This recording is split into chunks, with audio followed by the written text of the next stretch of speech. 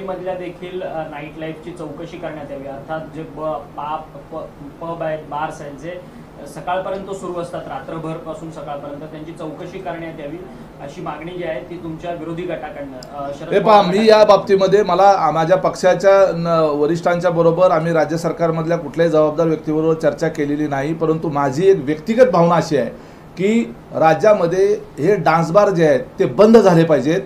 आबांनी ज्या पद्धतीनं dance bar बंदी केली त्या पद्धतीनं जो पाहिजे तो कायदा करा, केंद्र सरकारच्या पातळीवर त्याचा कायदा करा, जो कायदा असा बनवा की तो कोर्टामध्ये पुन्हा हे लोक जाऊन त्या ठिकाणी त्याचा निर्णय उलटा लागला नाही पाहिजे, याच्या संदर्भातला स्ट्रॉंग कायदा करा। तरुण पिढी उद्ध्वस्त होत चाललेली आहे आणि हे डान्स बार असतील किंवा हे पब असतील याच्यामुळं वेगळ्या पद्धतीचं मध्यमवर्गीयामध्ये या श्रीमंतांच्या पैसे उडवण्याच्याकडे पाहून एक वेगळंच आकर्षण निर्माण व्हायला लागलेलं आहे। आणि हे जे आहे ती पुढची पिढी जर आपल्याला वाचवायची असेल तर हे पब आणि डान्स बार हे 100% बंद झाले पाहिजेत। साधी हॉटेल फक्त चालवा, पब, डान्स बार किंवा आजकाल ते ऑर्केस्ट्रा बार नावाचा नवीन प्रकार आहे, हे सगळं बंद झालं पाहिजे। ही व्यक्तिगत उमेश पाटीलची भूमिका हे पुन्हा एकदा सांग।